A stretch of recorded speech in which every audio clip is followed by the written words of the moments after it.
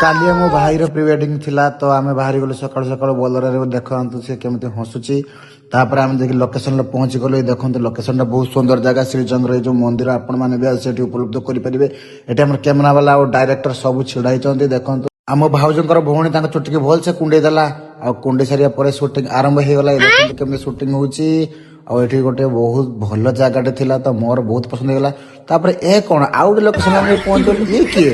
ଏ ଭାଇ ଇଏ ଆମ ଡ୍ରାଇଭର ଭାଇ ମାନେ ଆମ ପିସି ପୁଅ ତାଙ୍କ ନିଜର ଗାଡି ଅଛି। ତାପରେ ମୁଁ କହିଲି ମୁଁ ଟିକେ ରିଲ୍ସ କରିଦେବି ମୁଁ ବି ଟିକେ ଯାଇକି ଘିରି ଘୁରି ଗଲି।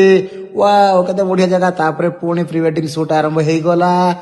ଏଇ ଦେଖନ୍ତୁ ପ୍ରି ୱେଡିଂ ସୁଟିଂ ଆରମ୍ଭ ହେଇଗଲା ଯେମିତି ଆଲବମ୍ ମୋ ଜୀବନ ତ ମୁଁ କେବେ ଦେଖିନଥିଲି ଫାର୍ଷ୍ଟ ଟାଇମ ଆସିକି ଅନୁଭବ କଲି ଯେ ବହୁତ ସୁନ୍ଦର ଲାଗୁଥିଲା ଆଉ ଜାଗାଟା ବି ବହୁତ ଭଲ ଥିଲା। ତାପରେ ମୁଁ ଆଉ ମୋ ଭାଉଜ ଆଉ ମୋ ଭାଇର ଶାଳୀ ସହିତ ଆମେ ଚାଲିଲୁ ଚାନ୍ଦିପୁର ଭିତରକୁ। ଭାଇଟା ଚାନ୍ଦିପୁର ନିଏ ଏଟା ହଉଛି ତାଳବଜାର ଆଉ ଗୋଟିଏ ବାଲେଶ୍ୱରର ଆଉ ଗୋଟିଏ ଭଲ ଜାଗା।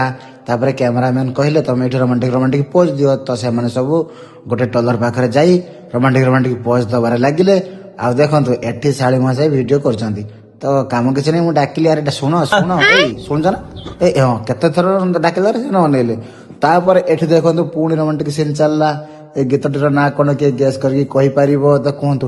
ଲାଷ୍ଟରେ ସରପ୍ରାଇଜ ହଉଛି ଦିଟା ଫାୟାର ଗନ୍ର ଗୋଟେର ବାଇଲା ଆଉ ଗୋଟେର ବାଇଲାନି। ହସି ହସି ବେଦ ହେଇକରି ସେପଟେ ରଙ୍ଗ ସବୁ ଉଡି ଯାଉଥିଲା ଏପଟେ ସୁଟ କିଛି ପାରିଲାନି ତ ଦୁନିଆ ଟେନସନରେ ସୁଟ ଆରମ୍ଭ ହେଇଯାଇଛି। ତାପରେ ପୁଣି ଦେଖନ୍ତୁ କେମିତି ପୁଣି ହିରୋ ଆମର ହସିଲେଣି।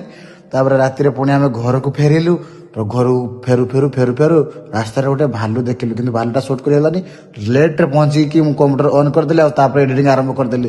ପୁରା କମ୍ପ୍ୟୁଟର ଏଡିଟିଂ ଅନ୍ କରି ସାରିଲା ପରେ ଭିଡିଓଟି ଏବେ ଆସିବାକୁ ଯାଉଛି ମାର୍କେଟରେ କେବଳ ସିଏସ୍ ସପ୍ତରଙ୍ଗ ଚ୍ୟାନେଲ ୟୁଟ୍ୟୁବ ଚ୍ୟାନେଲ ଆପଣ ଦେଖିବାକୁ ପାଇବେ। ତ କିପ୍ ୱାଚିଂ ମାଇ ୟୁଟ୍ୟୁବ ଚ୍ୟାନେଲ।